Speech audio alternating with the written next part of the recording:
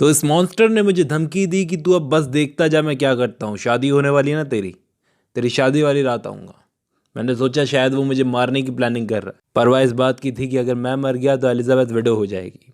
तभी मुझे हेनरी का एक लेटर मिला, वो पूछ रहा था ट्रैवलिंग पर चलेगा। तो मैंने अपनी लैब का सारा सामान उठाया, समुद्र में फेंक दिया और सुकून मिला कि ये कम से कम किसी के हाथ नहीं आएगा। और मैं चला गया ट्रैवलिंग का नाम सुनते ही।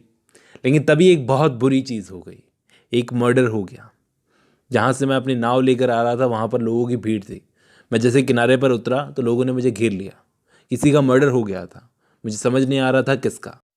लोकल मैजिस्ट्रेट के पास गया, उनके ऑफिस में जाकर पता चला कि जो मर्डर हुआ है, जिसकी डेड बॉडी है, वो किनारे पर है। किनारे पर उसकी गर्दन पर काले निशान मिले हैं और अकॉर्डिंग टू विटनेसेस वो बोट मेरी जैसी लग रही थी, मेरी बोट की जैसी। मैं बॉडी को देखने गया, डेड बॉडी को पलट कर देखा तो वो डेड बॉडी किसकी थी? मेरे दोस्त हेनरी की, जिसे देखकर एक बार के लिए तो मैं बेहोश होता होता बचा। 2 महीनों तक बिस्तर पकड़ लिया, मुझे होश ही नहीं था मैं कहाँ पर हूँ। जब होश आया तो पता चला मैं जेल में हूँ। मुझे मालूम था मैं आज़ाद तो हो ही जाऊँगा बहुत जल्द, और वैसा ही हुआ। जेल में मेरे फादर भी मुझसे मिलने आए थे। कोर्ट में मेरे खिलाफ कोई भी सबूत साबित नहीं हो सका, इसलिए मुझे तो छोड़ दिया गया। लेकिन मुझे अभी चिंता थी अपनी फैमिली की, कि वो मॉन्स्टर अब और ख़तरनाक हो गया है, वो जो करना है वो करेगा। अभी मुझे अपनी फैमिली को प्रोटेक्ट करना उस मॉन्स्टर से। इसलिए मैं जितना जल्दी हो सके उतना जल्दी इमीजिएटली मैं जिनेवा के लिए निकल गया।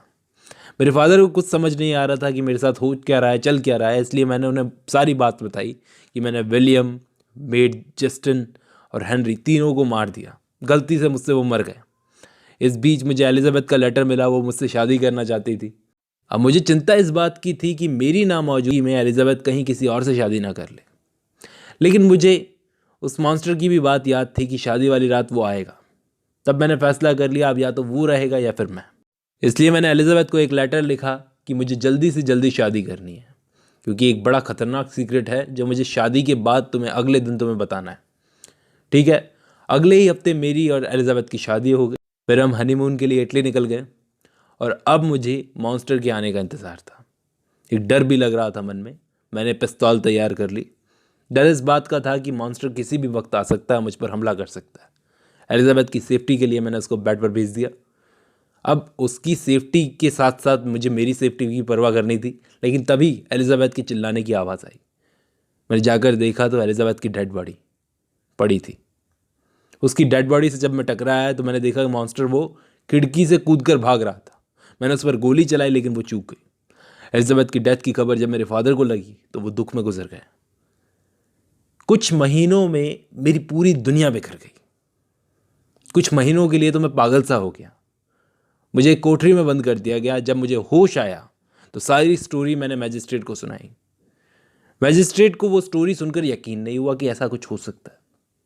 फिर भी उसने कहा कि उस मॉन्स्टर को पकड़ पाना इम्पॉसिबल है। मतलब कैसे घमंडी लोग हैं। मैंने फैसला कर लिया कि उस मॉन्स्टर को मैं खुद ही ढूंढूंगा और बदला लूंगा। ये सब घमंडी लोग हैं जो झूठे घमंड में जीतते हैं। इन्हीं लोगों की सेफ्टी के लिए मैंने दूसरा मॉन्स्टर नहीं बनाया और मैंने हमेशा के लिए जिनेवा छोड़ने का फैसला कर लिया।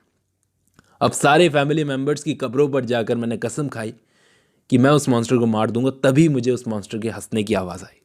फिर मैंने उसे पकड़ने की कोशिश की लेकिन वो अंधेरे में हवा हो गया। महीनों तक उस मॉन्स्टर का पीछा करते करते आखिर मैं आर्कटिक रीजन में पहुंचा। यहाँ पर तुम लोगों ने मुझे रेस्क्यू किया। यहाँ पहुंचकर मेरी ऐसी हालत हो गई और तुम्हारे शिप ने मुझे यहाँ पर रेस्क्यू किया। तो ये कहानी थी जो विक्टर ने मुझे सुनाई। यहाँ पर कहानी का नैरेटर बोलता है वाल्टन। तो ये कहानी थी जो विक्टर ने मुझे सुनाई। वाल्टन अपनी बहन को लेटर्स में लिख रहा है। वो जानता है कि वो मरने वाला है और मरते हुए उसकी ज़ुबान पर बस एक ही चीज़ थी, बदला बदला बदला। कोई और करे ना करे लेकिन मुझे विक्टर की स्टोरी पर पूरा भरोसा है। इसके बाद सितंबर के महीने में विक्टर गुजर गया। जहाँ जहाज़ पर उसकी डेड बॉडी पड़ी थी वहीं पर वो मॉन्स्टर आया, विक्टर की डेड बॉडी पर रोने लगा। मैंने देखा वो सीन अपनी आंखों से। उसने अपने बनाने वाले को मार दिया था। मैंने बड़ी हिम्मत करके उस मॉन्स्टर से कहा कि तुम कितने नीच हो, तुम्हारी वजह से आज ये यहाँ पर पड़ा है, समझे तुम, सिर्फ तुम्हारी वजह से। मॉन्स्टर गिल्टी था, अपने आप में गिल्टी था कि उसने अपने बनाने वाले को मार दिया।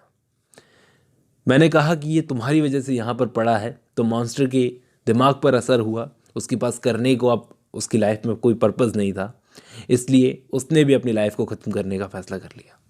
और यहीं पर ये स्टोरी ख़त्म होती है दोस्तों। अब इस कहानी में एम्बिशंस की बात की गई है, अति महत्वाकांक्षी होना, ओवर एम्बिशियस होना, कि इंसान का एम्बिशियस होना अच्छा है लेकिन ओवर एम्बिशियस होना खराब है, अंधा नहीं हो जाना चाहिए। आई होप आपको ये स्टोरी समझ में आई होगी, पसंद भी आई होगी। आज की वीडियो में बस इतना ही।